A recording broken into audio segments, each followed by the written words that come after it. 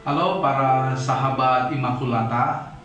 Hari ini kita akan mendalami tentang tanda yang setiap hari kita buat sebagai orang Katolik, yaitu tanda salib.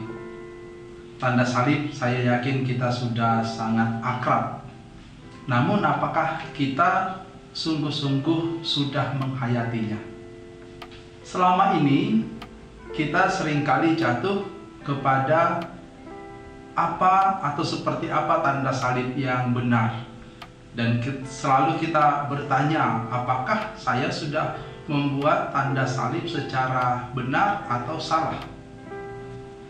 Saya tidak ingin masuk ke perdebatan seperti apa tanda salib yang benar, apakah dengan 1 jari, dengan 2 jari, dengan 3 jari, dengan 5 jari, atau dengan 10 jari, pokoknya terserah. Bapak Ibu, sahabat Immaculata boleh mencari sendiri.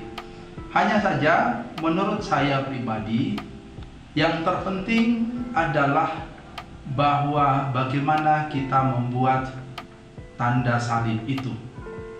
Tidak hanya asal seperti kita mengusir nyamuk atau mengusir lalat atau apa yang hanya dibuat asal-asalan, tetapi dengan kesadaran yang penuh sebagai suatu bentuk doa. Dan inilah yang paling penting. Memang kalau ditanya seperti apa tanda salib yang umum sebagai orang Katolik di dalam ritus Latin Roma, maka kita akan membuat biasanya dengan tangan terbuka 5 jari dalam nama Bapa dan Putra dan Roh Kudus. Amin. Ya, biasanya seperti itu. Tetapi kalau kita ada yang mau membuat dengan 3 jari dalam nama Bapa seperti ini, juga tidak ada masalah. Juga kalau ada yang mau membuat seperti ini juga tidak ada masalah, karena kalau kita melihat kembali sejarahnya itu ada sejarahnya ya masing-masing. Maka kita tidak perlu mendiskusikan mana yang paling benar. Yang terpenting menurut saya adalah kita nyaman yang mana.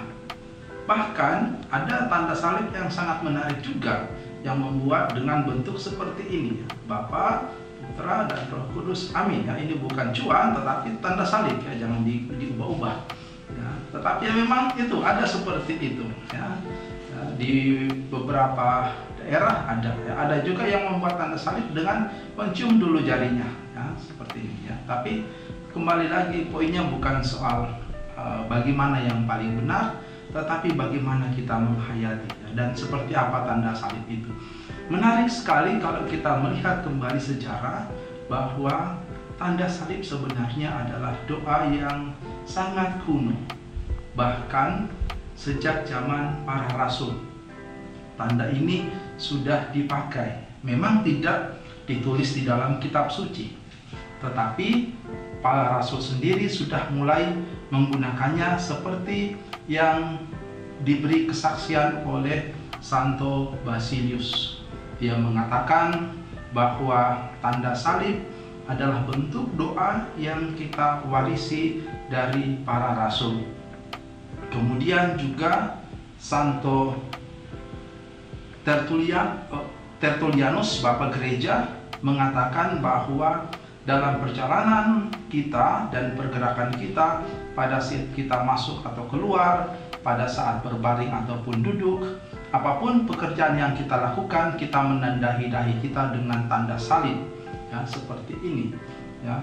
Pada waktu itu menandai dahi dengan tanda salib adalah bentuk awal dari tanda salib itu, dan itu sudah sejak dari abad kedua ya, artinya masih dekat dengan kehidupan para rasul sendiri yang kemudian berkembang seperti yang saat ini kita tahu, kita laksanakan. Juga Santo Cyrillus dari Yerusalem mengatakan, mari kita tidak merasa malu untuk menyatakan Yesus yang tersalib. Biarlah tanda salib menjadi meterai kita yang dibuat dengan jari-jari kita di atas dahi, atas makanan dan minuman kita pada saat kita masuk ataupun keluar, sebelum tidur, ketika kita berbaring, dan ketika bangun tidur ketika kita bepergian ataupun ketika kita beristirahat. Santo Efrem dari Syria juga mengajarkan yang serupa. Bahkan juga Santo Yohanes Damaskus mengajarkan bahwa tanda salib diberikan sebagai tanda di dahi kita. Sebab dengan tanda ini kita umat yang percaya dibedakan dari mereka yang tidak percaya. Intinya bahwa tanda salib memiliki makna yang luar biasa, mengingatkan kita selalu akan iman kita yang percaya kepada Allah Tritunggal yang Maha Kudus, Bapa, Putra, dan Roh Kudus, dan juga yang percaya akan keselamatan yang kita terima melalui penebusan Yesus yang wafat di kayu salib karena dosa-dosa kita, dan yang percaya akan penyelenggaraan Roh Kudus di dalam hidup kita. Menarik juga bahwa ada praktek yang sekarang kita mulai lupakan, yaitu memberkati anak-anak kita. Setiap kali kita selalu boleh memberkati, membuat tanda salib di dahi mereka, yang merupakan praktek sejak zaman para rasul dulu. Dari Bilangan pasal 6 ayat 24 sampai 26 ada rumusan yang menarik sekali bisa kita pakai.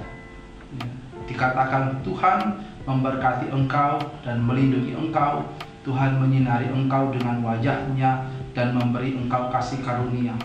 Tuhan menghadapkan wajahnya kepadamu dan memberi engkau damai sejahtera. Atau kita juga bisa menggunakan rumusan dari kitab Tobit pasal 5 ayat 17. Dikatakan, semoga Allah yang ada di surga melindungi kamu. Semoga malaikat Tuhan menyertai kamu di jalan dengan perlindungannya. Atau juga bisa dengan rumusan yang sangat singkat. Semoga Tuhan memberkati kamu dalam nama Bapa dan Putra dan Roh Kudus.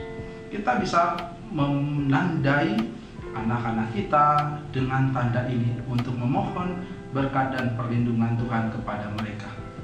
Kiranya apa yang kita bicarakan pada kesempatan ini dalam sesi Apa Kata Romo semakin membantu kita menghayati tanda salib dan mempraktekannya dengan tekun, dengan penuh iman di dalam kehidupan kita. Amin.